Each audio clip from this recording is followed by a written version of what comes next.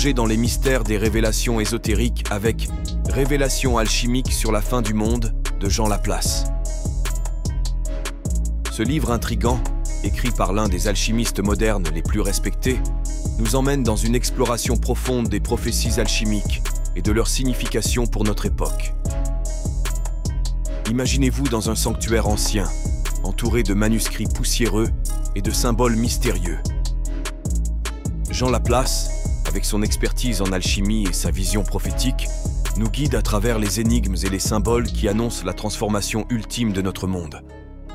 Il nous révèle comment les anciens alchimistes ont laissé des indices sur la fin des temps et la renaissance qui suivra. Dans ce livre audio, nous découvrirons comment les textes alchimiques contiennent des prophéties voilées sur la fin du monde, interprétant les cataclysmes et les changements globaux à travers le prisme de l'alchimie. Laplace nous dévoile comment ces événements sont en réalité des processus de purification et de régénération destinés à mener l'humanité vers un nouvel âge d'or. Vous serez captivé par la manière dont Laplace décode les symboles alchimiques, nous montrant que chaque catastrophe apparente est en réalité une étape nécessaire de la transformation universelle. De la calcination à la coagulation, chaque phase du grand œuvre est une clé pour comprendre le destin de notre monde. Jean Laplace, avec sa profonde connaissance de l'alchimie et de la tradition ésotérique, nous rappelle que la fin du monde n'est pas une destruction, mais une métamorphose. Il nous invite à voir ces révélations comme une opportunité de transformation personnelle et collective, où chaque crise est une chance de renouveau spirituel. Installez-vous confortablement, ouvrez votre esprit et laissez les paroles de Jean Laplace vous guider à travers les révélations alchimiques sur la fin du monde. Découvrez comment Révélations alchimiques sur la fin du monde peut non seulement enrichir votre compréhension de l'alchimie, mais aussi vous préparer à accueillir les changements à venir avec sagesse et sérénité. Bonne écoute, et que les enseignements de ce livre vous éclairent et vous fortifient dans votre quête de vérité et de transformation intérieure.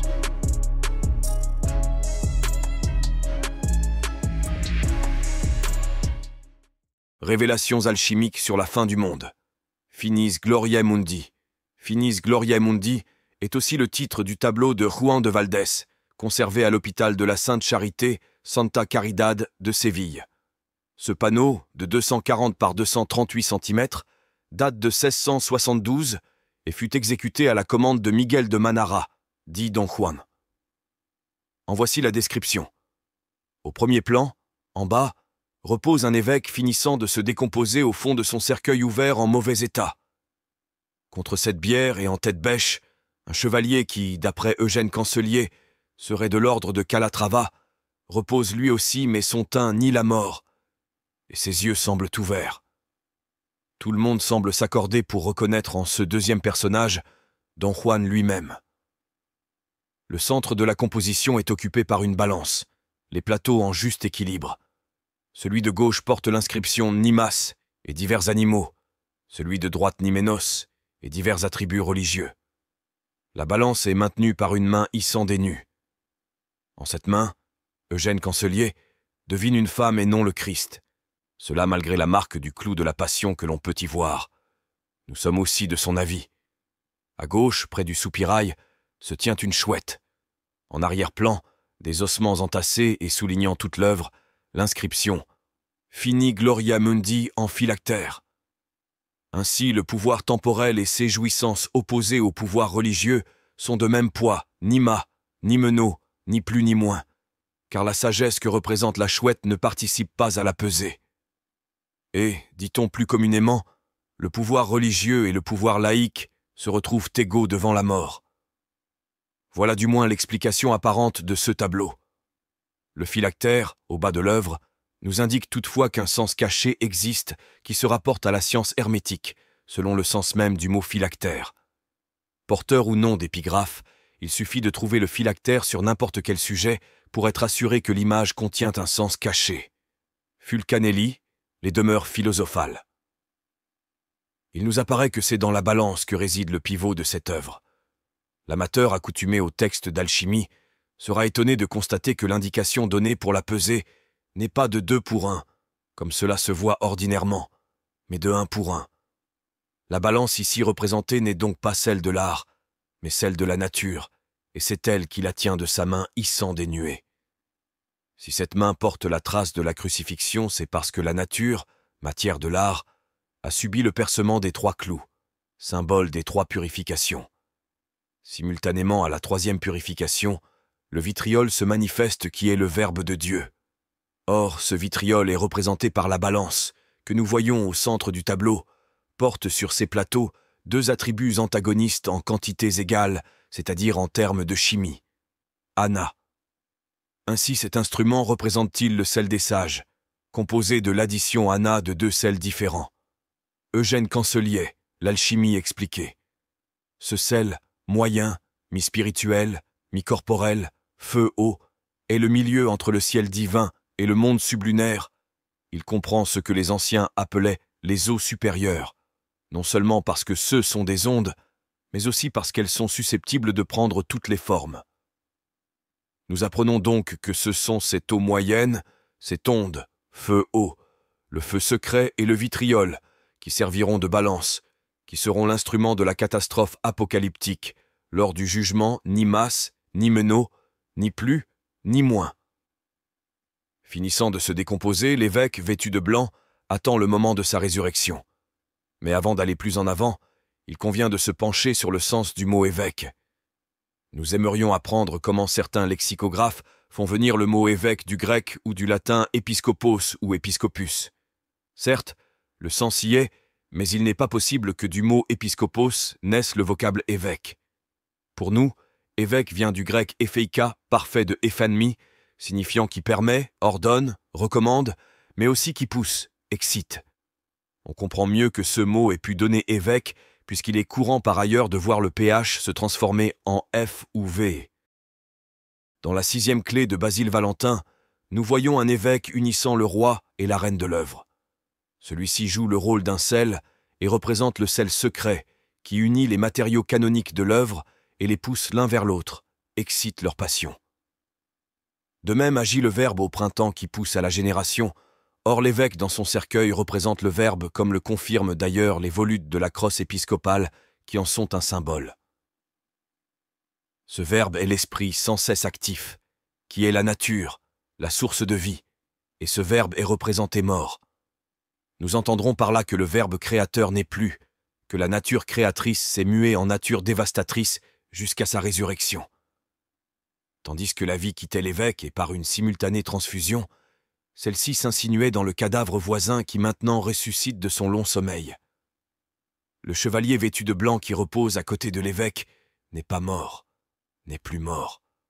Ses yeux sont ouverts, son teint marque la vie, et il va se lever pour juger le monde. Le chevalier blanc est le cavalier dont parle l'Apocalypse. Alors que l'évêque avait pour attribut la crosse, celui-ci porte la croix.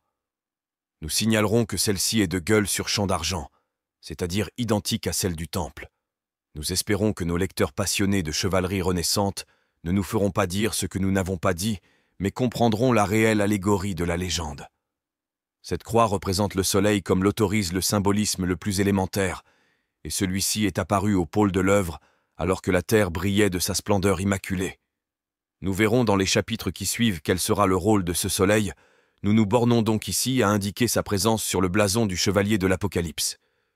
Ainsi, dans le tableau célèbre de Valdès Léal, nous avons découvert les saisissants attributs de l'Apocalypse, selon que nous le permettait d'ailleurs l'épigraphe.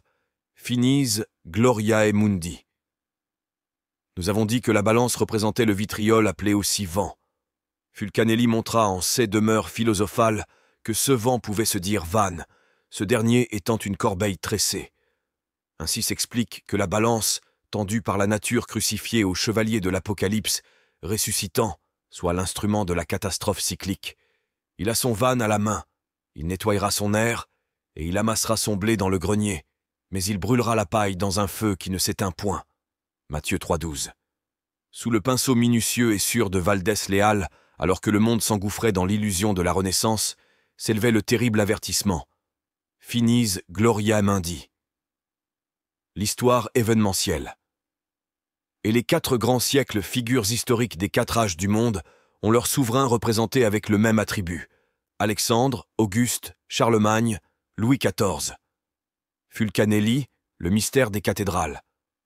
L'histoire de France commence à la Révolution de 1789.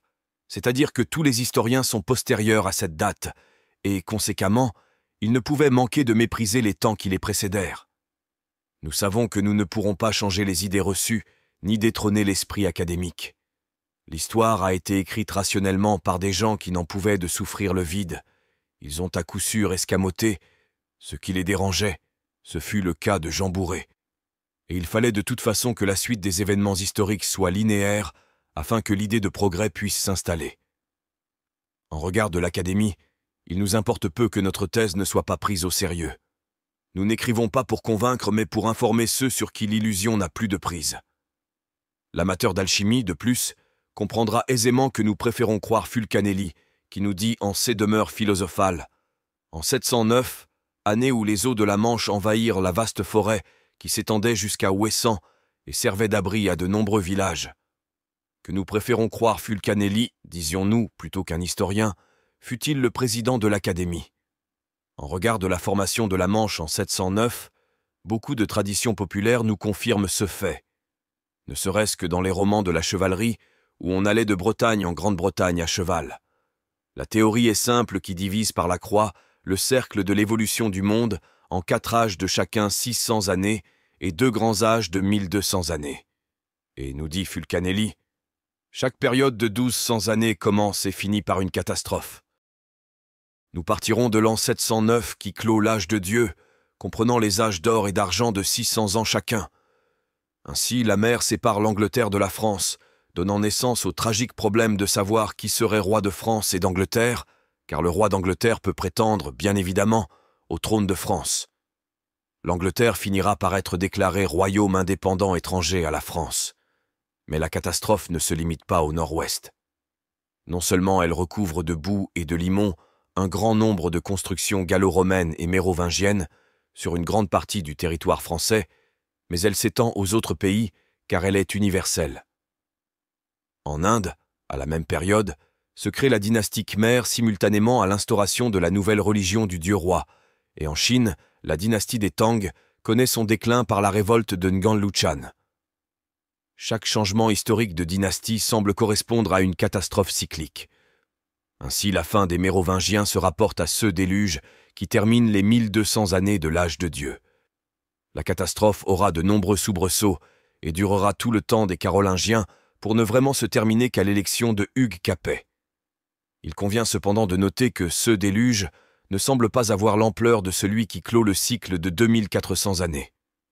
Cette catastrophe intermédiaire est extrêmement importante néanmoins pour la compréhension des textes de l'Évangile et aussi de l'alchimie cosmique, la première imbibition par laquelle semblent être respectés les poids de l'art, puisqu'un deuxième déluge survient qui clôt les sublimations. Ce premier déluge favorise la compréhension des textes de l'Évangile, disions-nous.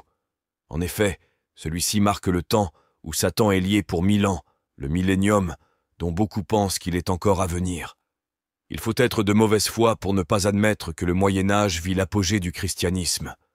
Oui, pour nous, les 1000 ans, où le monde vit avec le Christ, viennent de s'écouler.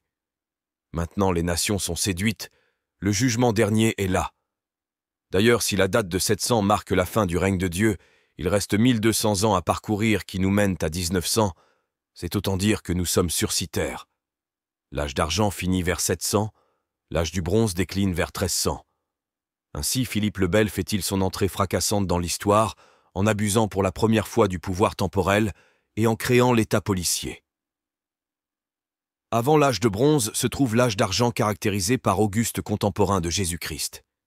Ici, une remarque s'impose. On aurait tendance à s'imaginer que l'entrée du Soleil dans le signe des Poissons marqua le début du cycle géologique.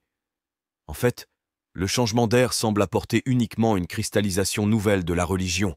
D'ailleurs, Fulcanelli nous précise que, dans la période de l'âge d'or, l'homme ignore toute religion.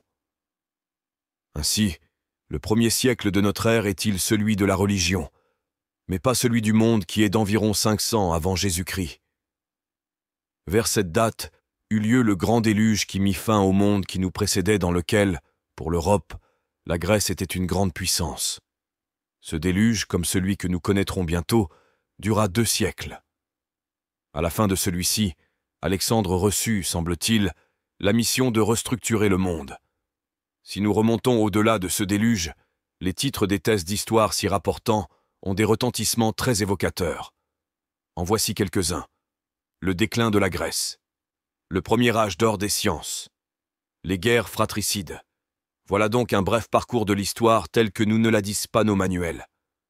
Louis XIV, dernier soubresaut du soleil déclinant, n'est pas le vrai responsable de la faillite qui suivit, car si la nature n'avait pas refusé ses grâces, en ruinant durant plusieurs années les récoltes, la Révolution n'aurait pas eu le succès que l'on sait.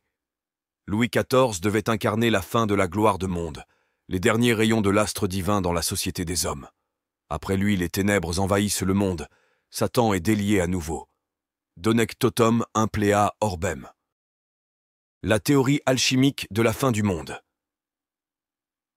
La longue étape des sublimations reproduit en particulier le déroulement visuel et angoissant du cataclysme universel et de la suprême tribulation.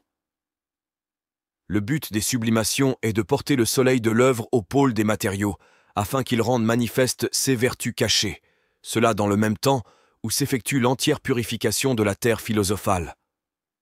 Or, nous dit Fulcanelli, ce qui se passera à la fin de notre monde se caractérisera par la trace hélicoïdale du soleil, ou encore le soleil dans son retournement hélicoïdal, ceci alors qu'il se trouve au zénith du pôle. En rapport avec cette surprenante course du soleil, reportons-nous à la planche 45 des demeures philosophales. Il s'agit de l'obélisque bien connu de la forêt de Crécy. Sur le pôle supérieur, nord, de la boule terrestre se voit parmi les éclairs de la foudre, une sorte de serpentin métallique qui marque parfaitement le mouvement hélicoïdal du soleil en une action d'ascension et de descension. Nous ne croyons pas qu'il s'agit là d'une éloignée allusion symbolique, mais de la description réelle du phénomène, à ceci près que c'est la Terre qui bougera, et non le Soleil. Le passionné d'alchimie ne sera pas sans avoir appris le rôle essentiel que jouent les ondes dans la marche de l'univers. Ce sont ces taux supérieurs qui provoquent les météores que sont le vent, les nuages, la foudre, etc. Ces ondes que l'artiste matérialise en son vitriol, nous les avons reconnues dans la balance du tableau de Valdès-Léal. Ce sont elles encore que l'on peut apercevoir en l'image du cadran solaire d'Édimbourg. Nous pouvons donc, raisonnablement, regarder ce cadran solaire comme un monument élevé au vitriol philosophique. Les ondes fournissent donc la connaissance de la marche du Soleil, comme elles en sont d'ailleurs et plus secrètement le moteur. Ce qui nous permet, sur un cadran solaire, de suivre la marche de l'astre est l'aiguille ou gnomon qui en est l'axe, et cet axe est aussi celui de la Terre dans le sens nord-sud. Ainsi, chaque cadran solaire est une horloge à la fois terrestre et cosmique sur laquelle le Soleil marque l'heure. C'est là que se cache le sens de la parabole du Christ sur les ouvriers de la 11e heure, lesquels sont ceux qui vivront à l'ultime période du monde. Après la 11e heure vient midi, où le Soleil est au zénith. Ainsi, lorsqu'il sera midi à la grande horloge cosmique, le Soleil sera au zénith du pôle, et la catastrophe commencera. On sait, scientifiquement, que de nos jours, l'hémisphère nord est devenu 10 fois plus radiant que l'hémisphère sud, cela à cause de la saturation des ondes. Dès lors, il n'est pas bien difficile de s'imaginer l'ampleur du cataclysme lorsque dans la sécheresse la plus totale, ces ondes amassées par la folie des hommes se transformeront en foudre, tandis que le Soleil, au zénith du pôle boréal, aura fondu la glace et refoulé la mer dans l'hémisphère sud.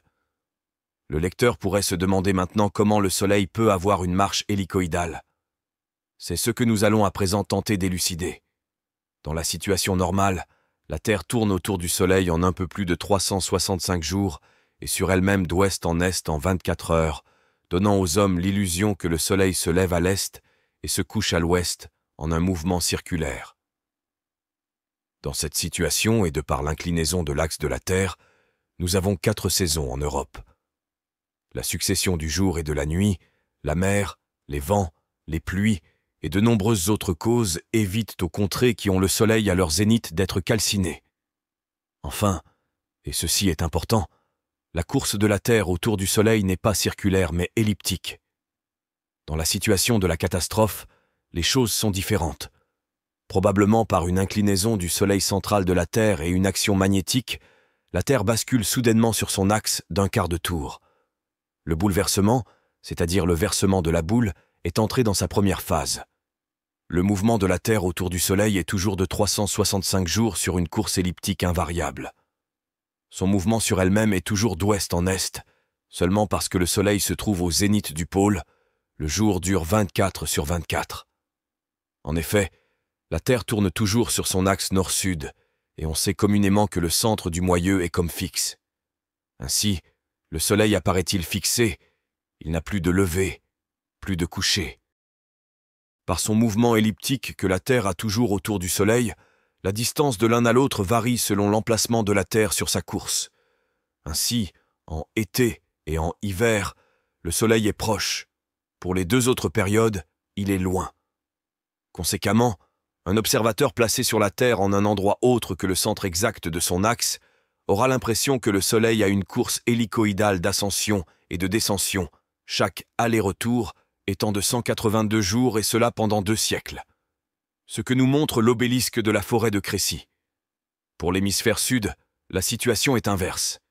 La nuit dure 24 heures sur 24. Il pleut, ou le ciel est entièrement couvert de nuages lourds. L'eau qui a été refoulée de l'hémisphère nord a envahi les terres émergées et les recouvre entièrement, à l'exception d'une petite zone qui constitue l'arche de Noé de la Bible. C'est là que se réfugieront ceux qui donneront après 2 siècles d'exil, et au fil des générations, l'essor à l'humanité du Nouveau Monde. C'est à chacun de rechercher cet endroit privilégié, et c'est là un secret pour lequel nous ne sommes pas même autorisés de donner la plus petite allusion pour révéler son mystère. D'ailleurs, une certaine crainte nous oblige bien d'avouer humblement que nous ignorons totalement où peut se trouver cette terre bénie, terre de refuge pour l'homme de bonne volonté. Comme le recommande Fulcanelli, il faut attendre avec sang-froid et confiance le moment terrible de l'ultime convulsion. Peut-être alors que l'espoir et la foi du disciple seront récompensés et qu'il sera épargné par l'ange de la Providence. Au Crux AVSPS Unica. Le lecteur se tromperait s'il pensait qu'en ce que nous venons d'écrire se trouve tout ce qui concerne le mystère de la fin des temps. Nous n'avons fait que soulever le voile, mais il nous brûlait tant les doigts que nous n'avions qu'une hâte, le laisser retomber. Nous ignorons si, pour l'Assemblée des sages, nous avons bien agi en publiant ce texte, nous l'espérons. Puisse chacun trouver en ces pages les matériaux utiles à de fructueuses et heureuses recherches, puisse enfin chacun, parmi les amoureux de Notre-Dame, se retrouver sur le chemin de Saint-Jacques lors de l'ultime épreuve, afin que par constance dans leur péril, ils soient sauvés de la vengeance, par ailleurs bien méritée, des éléments outragés. Fin. Nous venons de plonger dans les profondeurs mystérieuses de Révélations alchimiques sur la fin du monde de Jean Laplace, une œuvre captivante qui nous offre une perspective unique sur la fin des temps à travers le prisme de l'alchimie. Jean Laplace explore les thèmes eschatologiques avec une approche alchimique, révélant comment les transformations profondes et les cycles cosmiques peuvent éclairer notre compréhension des événements mondiaux et spirituels. En mettant en lumière les symboles alchimiques et les prophéties anciennes, Laplace nous invite à réfléchir sur la nature cyclique de la création et de la destruction, et sur la manière dont ces principes universels se manifestent dans notre réalité contemporaine.